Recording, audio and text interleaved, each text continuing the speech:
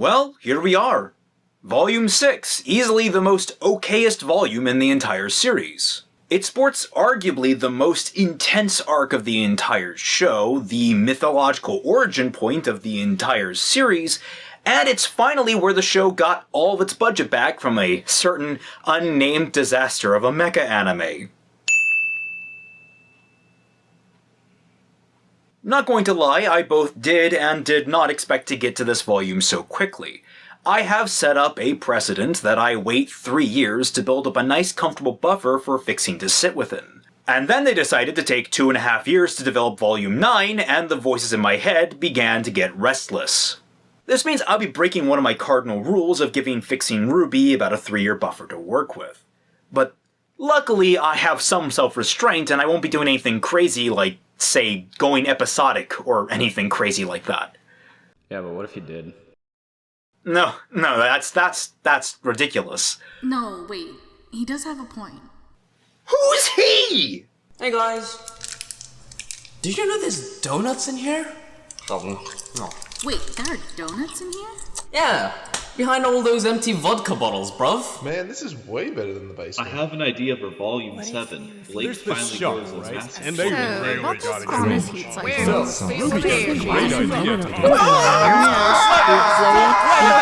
it. Again. Maria is infertile.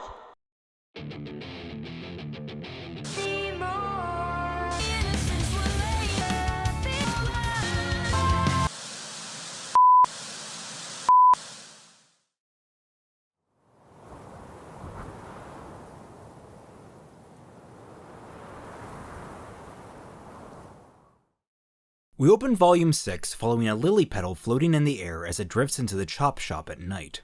Adam, having previously been knocked out, has been laid in a chair and his head has been wrapped in bandages. As he comes to awareness, we see through the fabric over his bandaged eyes a huddle of the remaining White Fang members positioned around a table. Their conversation is muted, but as Adam comes to consciousness, it becomes clearer. They're discussing what to do following their failure at Haven, and their conversation is laced with panic, anxiety, and frustration.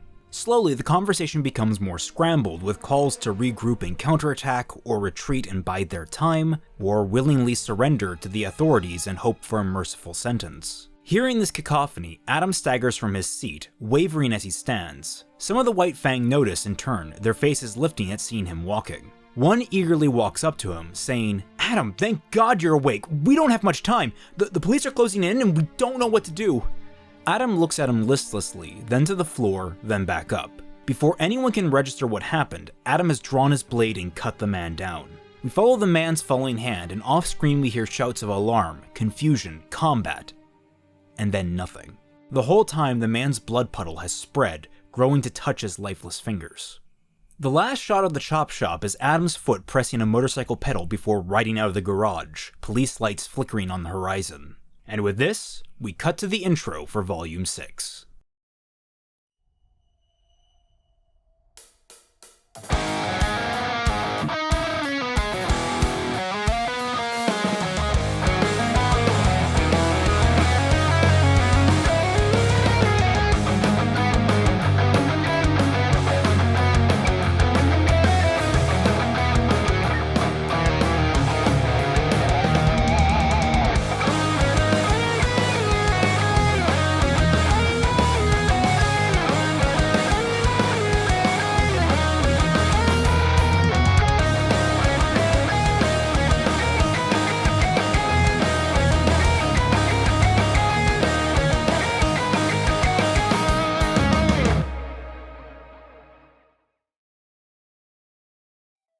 A special thanks goes out to all of my wonderful patrons for supporting the channel. If you like this content and want more of it, please consider supporting it. Also consider picking up my new action-adventure novel, The Artificer, which is now available for purchase on Amazon in digital and in print. With that all said, back to your regularly scheduled fixing.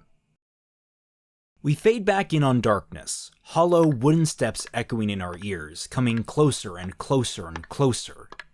And then they get more cluttered and panicked, and we hear Ruby cry out in alarm. The darkness blinks away and we find Ruby in the Oz house, tripping over her own feet while wearing traditional Mistrali woodblock sandals. She mutters out, "How did they invent worse shoes than heels?" The camera zooms back and we find that she is dressed in a matching traditional Mistrali regional outfit. And a similarly dressed Nora pats her on the back, almost making her tumble over completely. As Nora walks outside, she calls back, "Come on, Ruby, they're not so bad." Outside, we find the rest of Team Ruby Juniorkern, all of whom, save for Crow and Roman, are dressed festively like Ruby and Nora. The collective crew all praise how cute Ruby and Nora look, except Ren, who is as reticent as always. As the compliments die down, the crew briefly discuss the festival they're about to head to, marveling over how pretty the city's decorations look, especially since it's only been a week since they attack at Haven. John is surprised they're even still holding the festival, but Osmond takes brief control of Roman, to Neo's dismay, and begins to recite a nostalgic spiel on the history of the festival and its importance to Mistralian culture. As the monologue fades into the background, Nora sidles up beside Ren, pouting over his lack of overt response to her outfit and attempting to display it by striking a dainty pose. A beat passes before she asserts aloud, "Don't I look like the most beautiful thing you've ever seen?" And Ren looks to her with his earnest, calm face and replies, "You are." Nora blinks and her pose sags in surprise. "What?" Ren quickly clarifies, smiling gently, "You always are." Nora blushes redder than Ruby's cape, and Ren reaches out to take her hand, asking, "Are you ready to go?" Nora, unable to vocalize, nods vigorously with a strangled squeak. The two catch up with the rest of the group as they approach the main thoroughfare serving as the central fairgrounds. As they near the entrance, the group begins to disperse, but before everyone has parted, Ruby lingers behind to talk with John. She asks, "Are you sure you're fine watching out for him?" The two look behind them at Crow, who is already half a liter deep in a bottle of spirits. John sighs and replies, "It's not a problem. I'd rather not be a third wheel anyway." Ruby smiles bitterly and says, "Well, if anything happens, you know who to call." John rests a hand on her shoulder and says his goodbyes, going off to serve as Crow's guardian for the night. Ruby watches the two leave and turns her attention back to Weiss, Blake, Yang, Roman, and Neo. Her face contorts in confusion and she asks, "Where are Ren and Nora?" To which Neo casually points to where the two have already wandered off down the road. Ruby nods. "Right. Well, at least the RWBY squad can hang out together. With guests." Yang looks at Ruby. "The RWBY squad?" Blake shakes her head and points to Roman. "I am not going anywhere with him." Roman blinks at her. "What did I do? I mean, not that I care, but..." Blake's glare strengthens. "You are directly responsible for the death of a dear friend." Roman's eyes narrow. "Who?" Blake growls. "His name was Tuxon, and..." Roman sighs. "I was not responsible for that. In fact, it would have made my life a hell of a lot easier if he'd stayed alive." Blake stomps her heel. "That's not the point!" Ruby steps up to them, waving her arms frantically. Guys, stop fighting!" Blake turns to glare at Ruby and she shrivels, saying, "It's clear that there's still some tension in the group about Roman existing."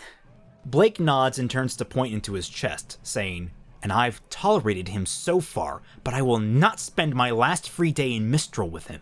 Roman leans back as Neo steps forward, glaring up at Blake, and Yang steps in to keep the two apart. Ruby sighs. "Roman, you and Neo..." Roman backs away, taking Neo with him. "Don't need to tell us twice. If anyone needs us, we'll be having fun our way." He and Neo peel away, and the four watch them go, Neo turning back to give Yang a little wave. As the two begin to blend into the crowd, they begin picking pockets, earning Ruby's distant ire. With a sigh, Ruby turns back to the group, and for the first time since Volume 3, we get a good look at Team RWBY in isolation. Weiss seems tired and quiet, having not spoken a word beyond simple pleasantries since leaving the house. Blake is trying to calm herself in the wake of the argument and turns to Yang, asking what she wants to do. Yang shuffles on her feet and politely says that she doesn't quite know yet, turning to Ruby and asking if she has any ideas. Ruby, sensing the tension hasn't quite left, says, "Well, let's check out the food stalls. John told me about this gyro place he really liked." As she steps forward to lead them into the festival, she trips and almost falls over, bumping into Weiss. Yang manages to catch her, and Weiss, knocked from her daze, drolly asks, "Do you need to lean on me?"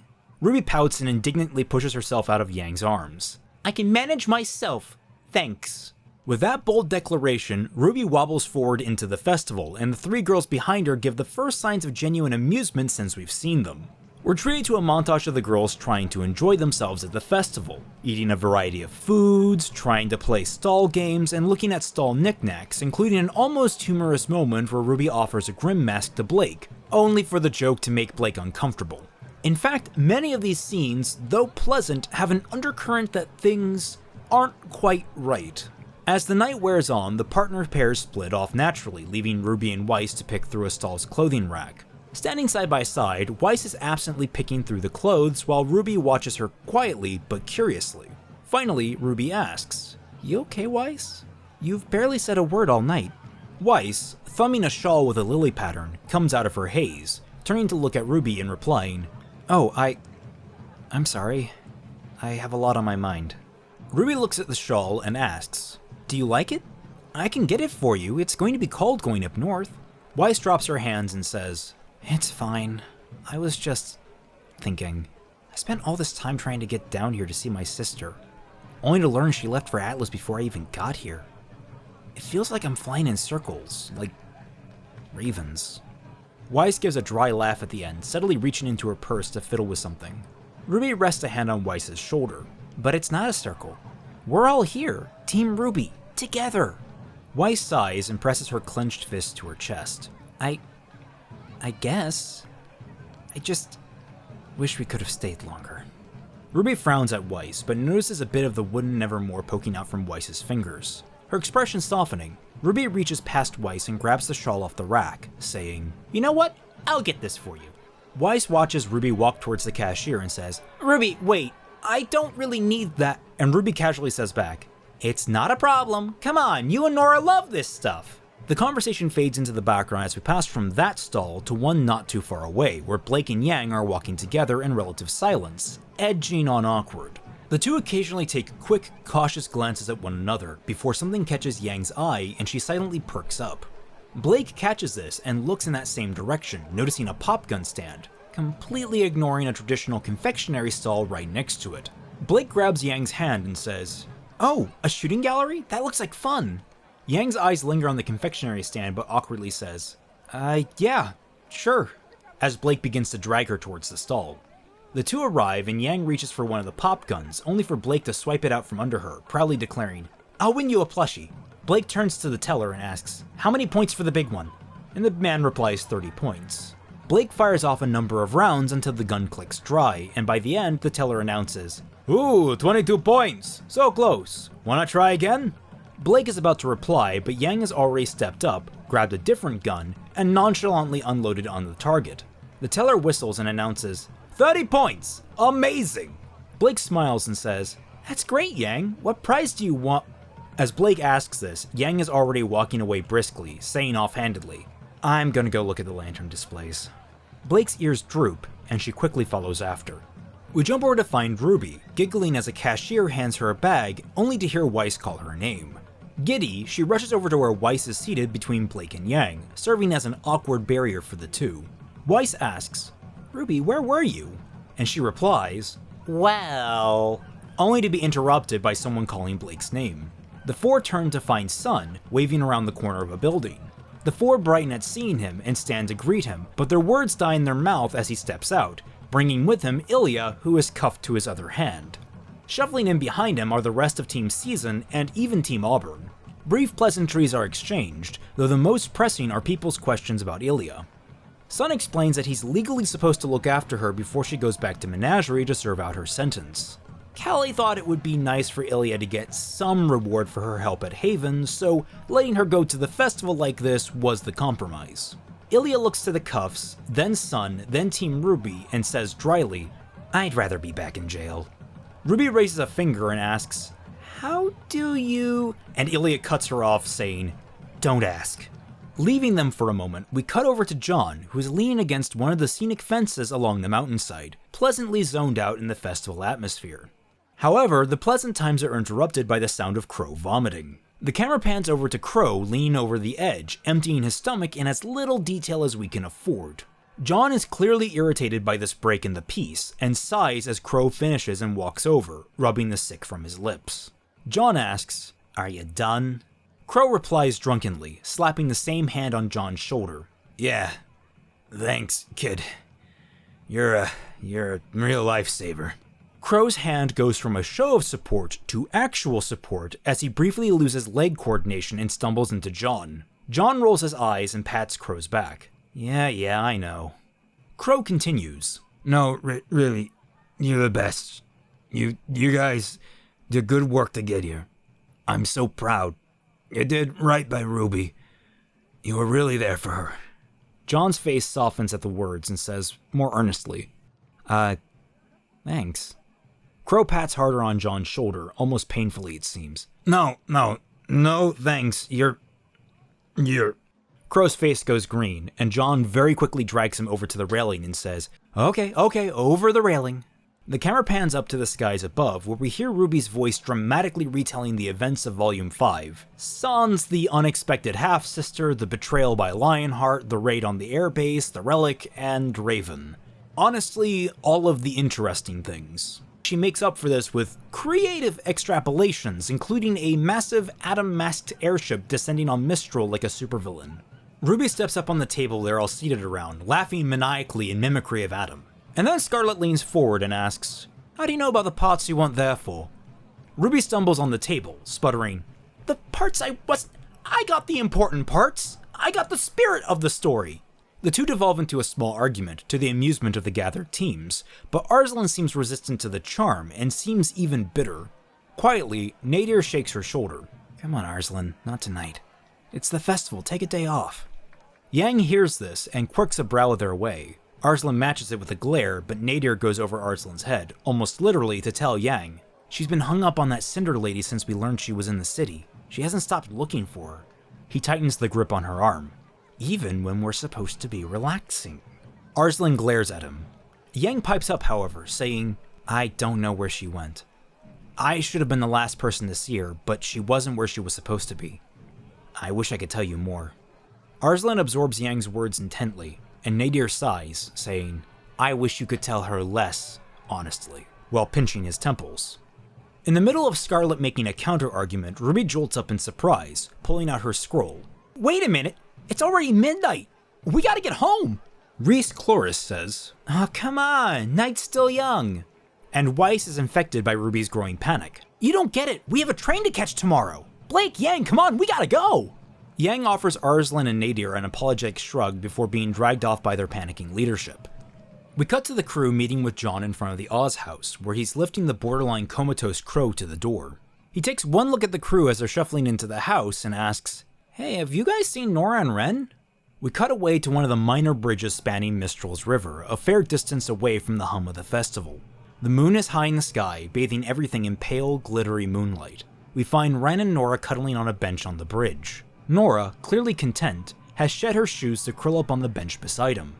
As Ren absently strokes Nora's hair, he leans down and presses a gentle peck to her forehead. Nora smiles and tilts her head up to him invitingly, and Ren leans down to kiss her properly. The camera silhouettes them in the moonlight, and we fade to black, ending the episode.